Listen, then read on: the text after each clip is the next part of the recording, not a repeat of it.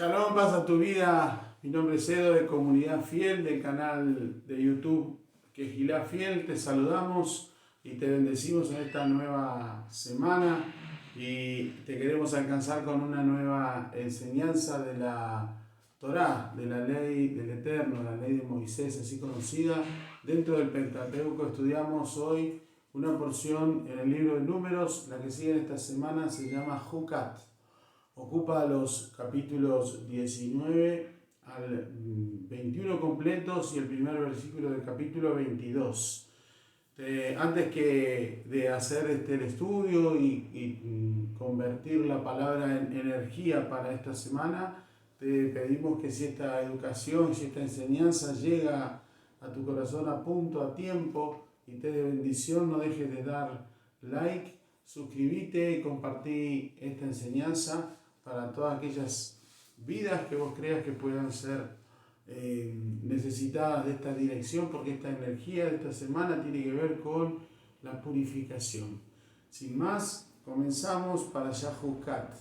La porción de Jucat tiene una riqueza que va de punta a punta hablando de bendición, hablando de purificación y mostrando los contrastes y las consecuencias cuando la purificación es enfrentada, confrontada con la queja, con la murmuración, con el enojo, con la incertidumbre, con la desobediencia.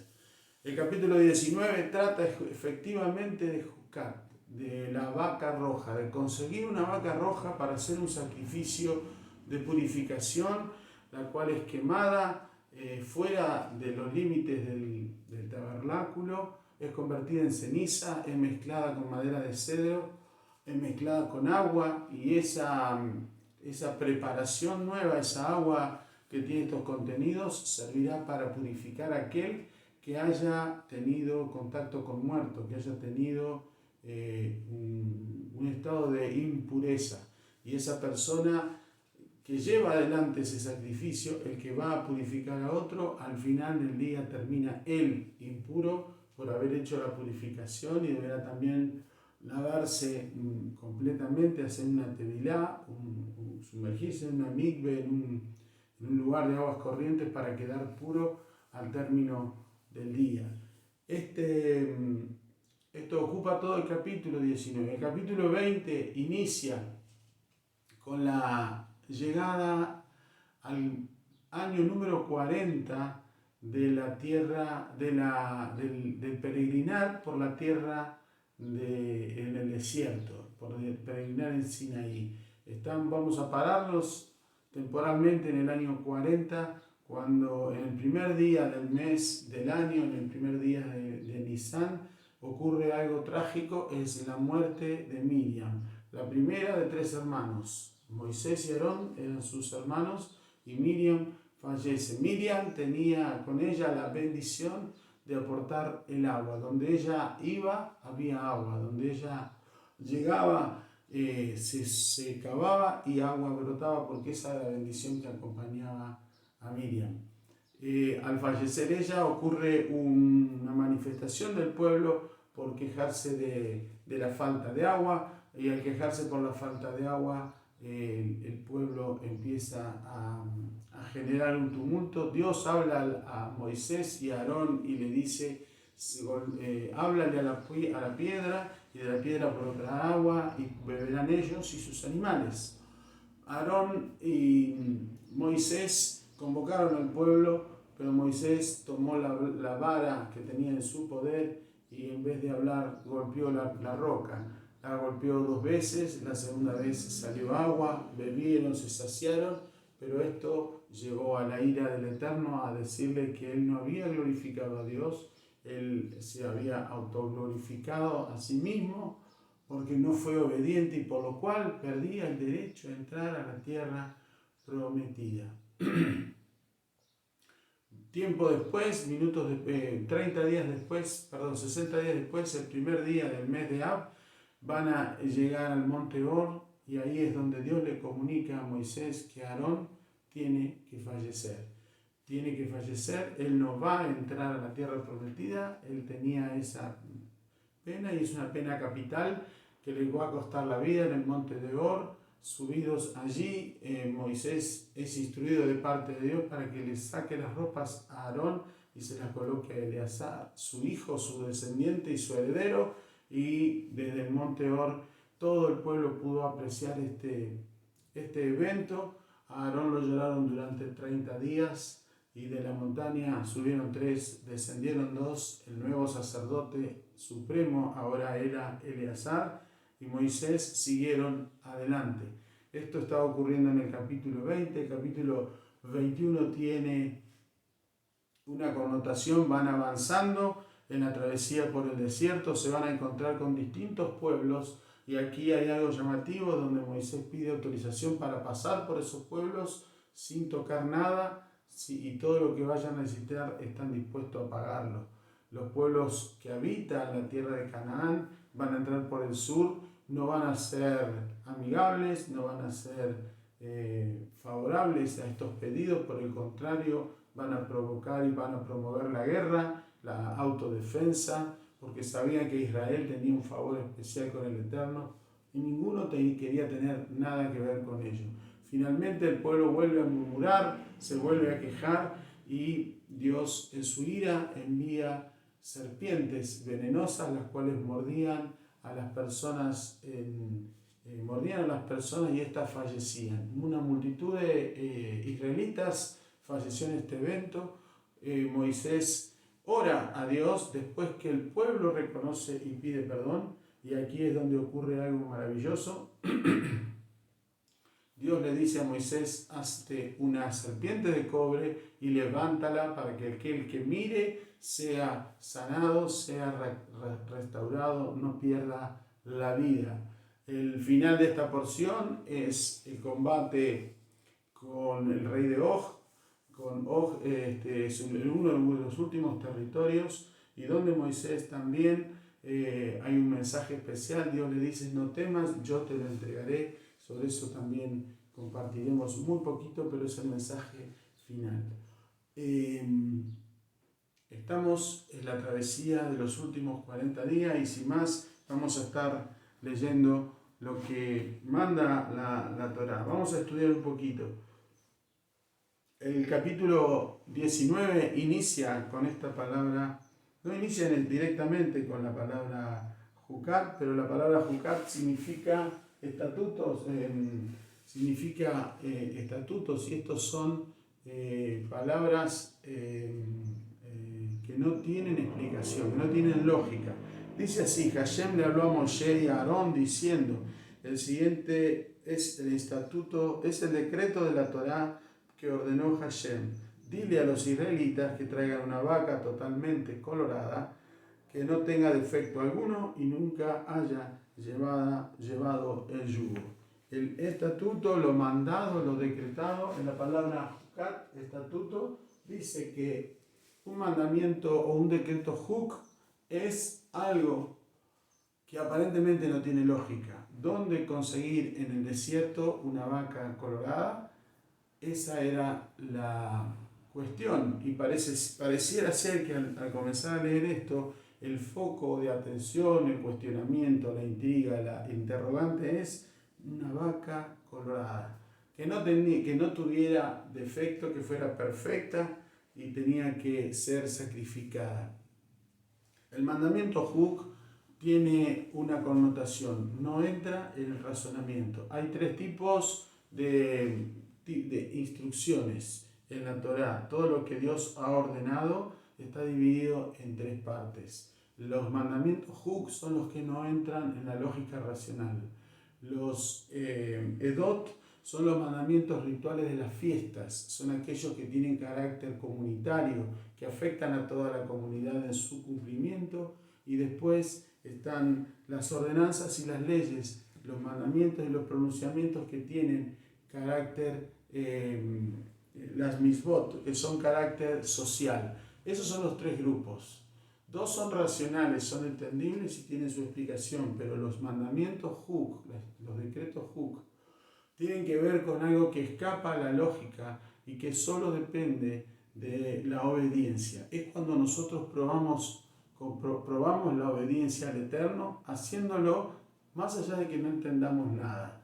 traído a nuestros días, un mandamiento huk es para los hijos lo que papá y mamá nos dicen cuando somos niños y ellos nos dicen no hagas esto, no lo hagas así y nosotros no queremos entender. Y hasta edades avanzadas de nuestra juventud seguimos poniendo en duda lo que papá y mamá nos enseñan y nos instruyen y andamos como nos parece desobedeciendo esos mandamientos. Por eso el primer comentario es que la lógica de hijos no comprende la instrucción de los padres. ¿Cuántas veces papá y mamá nos dijeron no hagas esto así, no te portes así, no respondas así? Nosotros como hijos no prestamos atención. Nuestro ego era suficientemente, era autosuficiente en gran manera como para creer que la única manera de hacer lo correcto era como papá o mamá decían. Y al final violamos esa ley y terminamos cometiendo errores y fracasando en esa campaña que llevamos adelante y de la cual fuimos prevenidos de parte de papá o mamá o de los dos, diciendo no es de esa manera, no es el momento, no es con esta estrategia que lo tenés que llevar adelante. La primera enseñanza pues tiene que ver con que para que comprendamos un poco lo incomprensible de un mandamiento huk es que no tiene lógica, no tiene aplicación. Y un mandamiento huk aquí pide una vaca roja la cual tiene que ser sacrificada fuera del territorio, que no tuviera defecto y con ella se iba a purificar lo impuro. La fiesta de Pesaj, la primera fiesta, la fiesta que se conoce aquí como Pascua, requiere un cordero puro para purificar o quitar de la muerte a aquellos que creyeran en ese sacrificio. Los que hicieran el sacrificio y lo practicaran iban a ser liberados. Pesaj es un mandamiento, en algún punto tiene esta característica de huk, un mandamiento que no tiene mucha explicación. Me imagino a los hebreos en aquel tiempo pintando los dinteles y después de haber sacrificado un cordero que lo tenían que haber preparado desde el día 10 del mes y esperar hasta el día 14, que no cuidarlo, guardarlo, que no tuviera defecto, sacrificarlo. Y después, con su sangre, pintar los dinteles. Un mandamiento huk que aparentemente no iba a tener intención y que el ángel, la instrucción era que el ángel de la muerte no iba a pasar, iba a saltar, iba a hacer Pesaj, iba a pasar por alto. Esa es la relación entre el cordero pascual y la vaca roja. Está hablando, es una forma de sacrificio, de purificación. Y esta purificación compartía tres elementos. El elemento, la vaca hecha cenizas, el hisopo, que es el elemento con el cual se limpiaba, iba a contener madera de cedro y agua. Aquí lo importante no es la vaca roja es el medio. Puede ser lo sorprendente de esta instrucción, pero lo importante era poder lograr esa combinación de elementos para que con esos elementos se pudiera purificar aquella persona que hubiese estado en contacto con muertos o haber tenido prácticas que no tenían que ver con la vida. El efecto de esta mezcla era que esa persona quedaba ritualmente pura y podía volver a acercarse al templo, al tabernáculo, a donde estaba la presencia del Eterno. Esto es maravilloso. Pero ¿por qué estos elementos? La vaca roja o la sangre o el color rojo representa el deseo de recibir. El deseo de recibir es la columna izquierda de nuestra alma. La madera representa a la humanidad, al hombre en sí como recurso a purificar.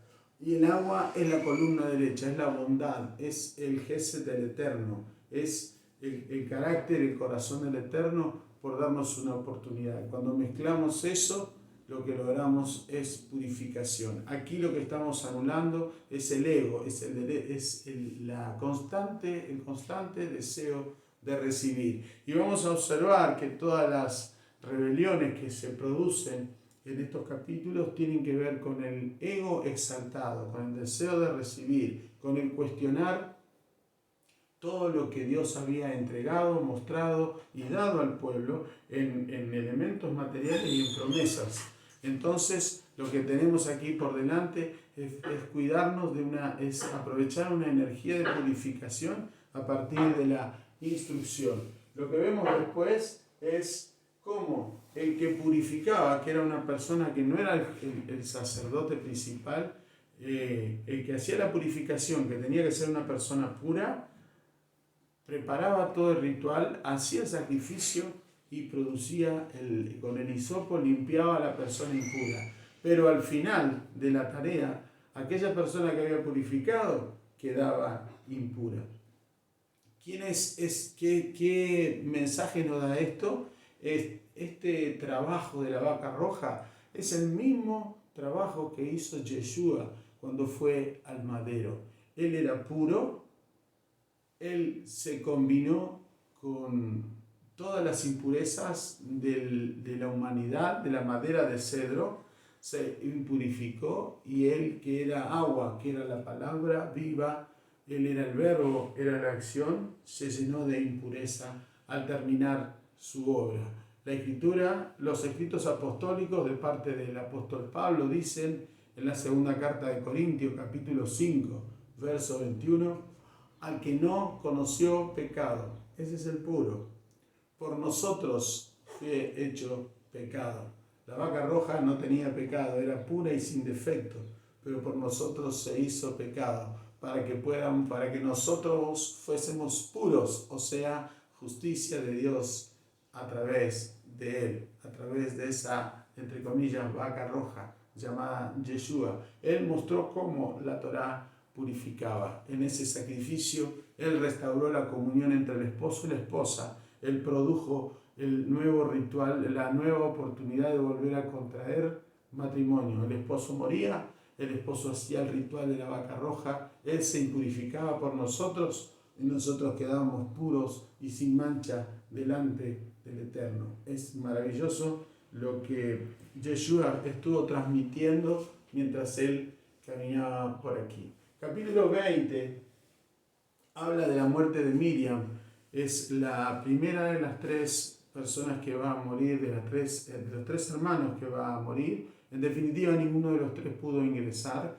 Miriam representa al agua, el sustento que tenía el pueblo, el agua como recurso principal de sustento de cualquier ser humano.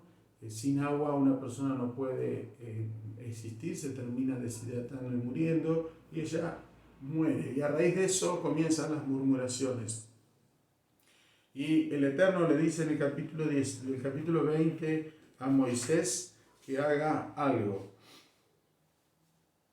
El versículo 7, Moisés recibe la instrucción. Hashem le habló a Moshe diciendo: toma el bastón y reúne a la comunidad, tú y tu hermano Aarón, y háblale a la roca a la vista de ellos, y ella dará sus aguas. Hay una roca específica y una manera específica de hacerlo.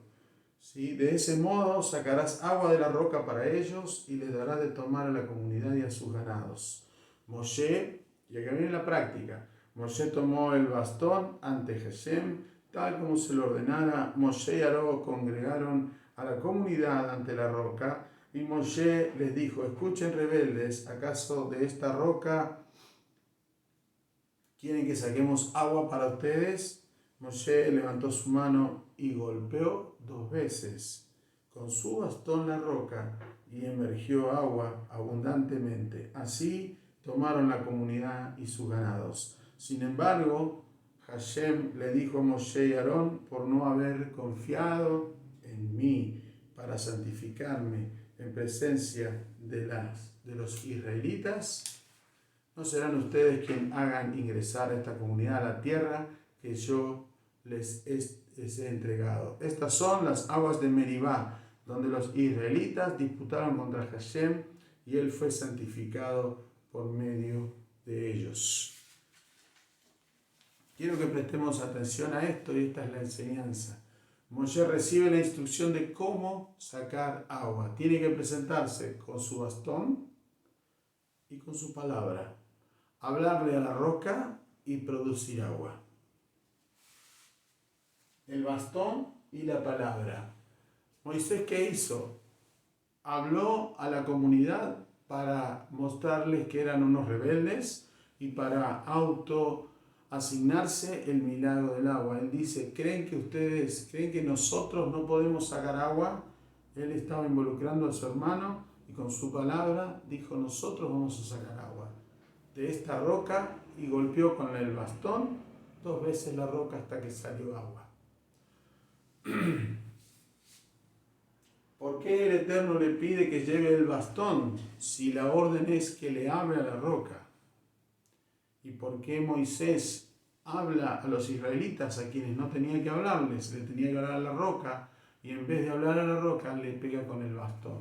El bastón es el elemento sagrado que usó Moisés desde que entró a Egipto para hacer las señales del Eterno, porque el Eterno así se lo enseñó cuando estaba en la zarza ardiente, cuando Él lo llama para libertar a su pueblo. La vara tuvo un tiempo de vida eficaz que fue desde todo el peregrinar del Éxodo hasta abrir las aguas del Mar Rojo, del mar de juncos, el Yam Sufit, hasta abrir ese mar. La vara tuvo poder y tuvo presencia, y era el medio que utilizaba el Eterno para lograr marcar la diferencia, hacer las señales, maravillas y prodigios que hizo en todo Egipto. Las 10 plagas fueron de esa manera, y abrir el Mar Rojo también fue de esa manera. Finalmente, la vara dejó de ser necesario, era un símbolo de lo que fue el pueblo. Pero ahora que tenían la Torá, el medio era la palabra. Por eso Moisés usó mal los elementos. Tenía que haber usado la palabra y dejar que el pueblo empezara a comprender que era la palabra lo que producía el cambio de las realidades. Moisés usó la palabra para mostrar la rebeldía del pueblo y para autoasignarse el que sacar agua de una roca. Según los sabios, él golpeó una roca que no era la correcta, que él mostró en otra roca, y él asumió la rebeldía porque él siempre estuvo a favor de su pueblo, siempre él estuvo cuidando que el Eterno había elegido bien al pueblo, y el pueblo mostraba todos los antecedentes para decirle a cualquiera, nosotros somos una mala elección de Dios. Moisés, en su sabiduría, procuró siempre preservar al pueblo, preservar a Dios de su imagen. Esa fue la manera incorrecta de exaltar al Eterno. ¿Qué hacemos hoy con la palabra? ¿Cómo lo traemos hoy a nuestros días? Hay una escritura terrible que va a explicar esto y que me llamó la atención y ahora la entiendo más. En Mateo 7, Yeshua dijo algo sobre los que usaban mal la palabra y tienen la misma condenación que tuvo Moisés. No todo el que me dice, Mateo 7, versículo 21 dice, no todo el que me dice, Señor, Señor, entrará en el reino de los cielos, sino el que hace la voluntad de mi Padre que está en los cielos. Muchos me dirán en aquel día, Señor, Señor, no profetizamos en tu nombre, y en tu nombre echamos fuera demonios, y en tu nombre hicimos muchos milagros.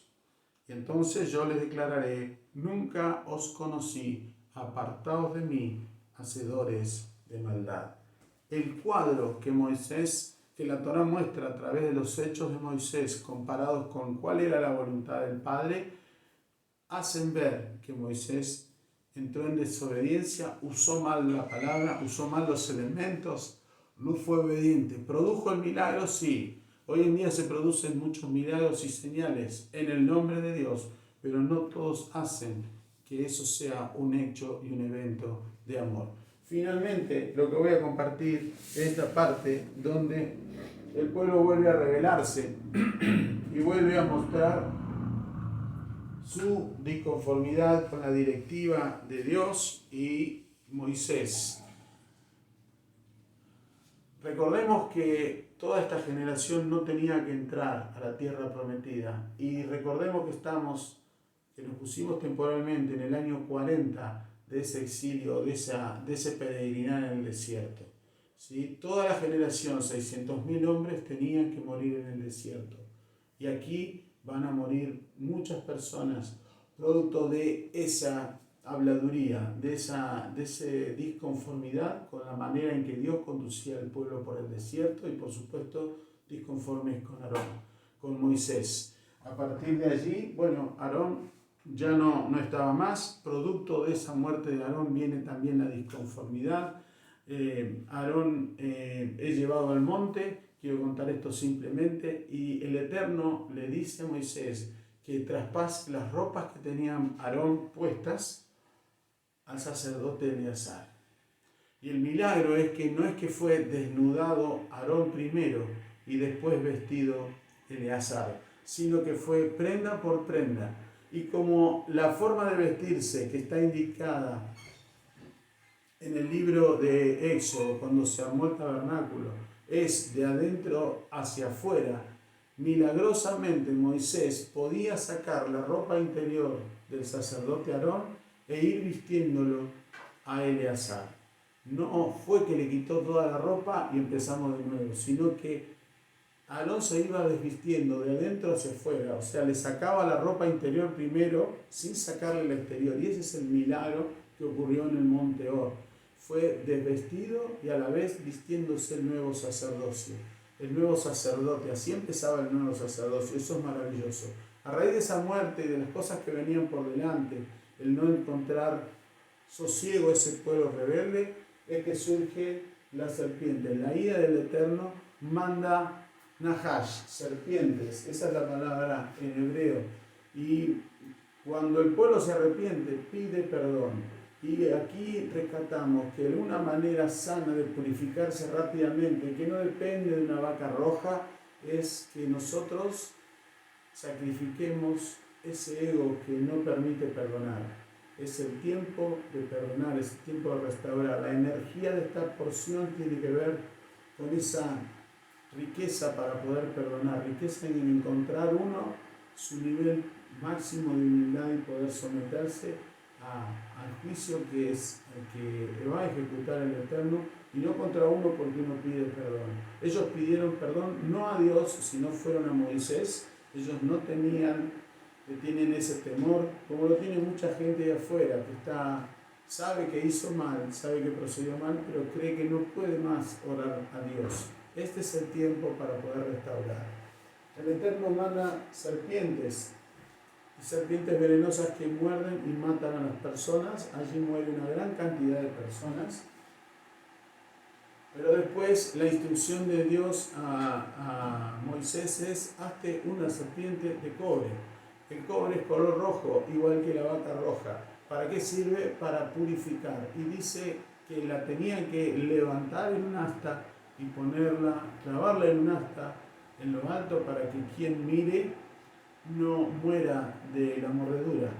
O sea, a pesar de haber sido mordido, iba a ser sanado. A pesar de la impureza, iba a ser purificado. La serpiente representa la inclinación hacia el mal. La serpiente es la que llevó a la inclinación al mal a Eva y posteriormente a Adán.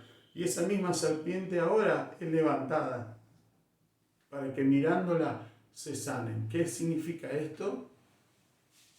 Que tanto la serpiente de un lado como del otro son las dos caras con las cuales el Eterno va llevando la dualidad de este mundo, ¿sí? La palabra Nahash en hebreo se escribe con las mismas, o mejor dicho, tiene el mismo valor gemátrico o valor numérico que la palabra Mashiach.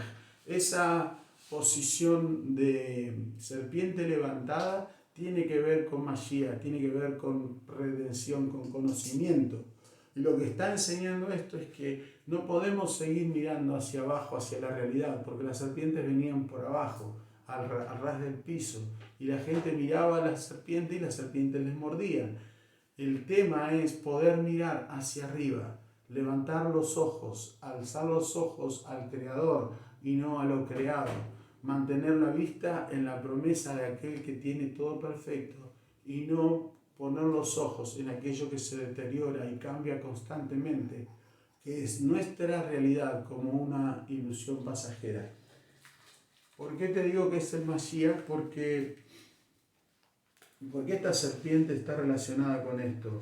Yeshua, antes de morir, en instantes, minutos antes de morir, en el capítulo 12 del Evangelio de Juan, hay una escritura que refleja esta situación. Dice, había ciertos griegos, Juan capítulo 12, verso 20, dice que había ciertos griegos entre los que habían subido a adorar a la fiesta, y ellos se acercaron a Felipe y le rogaron diciendo, quisiéramos ver a Yeshua. Que los griegos se acerquen habla de que el conocimiento natural se quiere acercar al conocimiento espiritual. Quieren conocer el Mashiach, quieren conocer el conocimiento perfecto, lo que en hebreo se llama Da'at, conocimiento. Y Yeshua dijo estas cosas.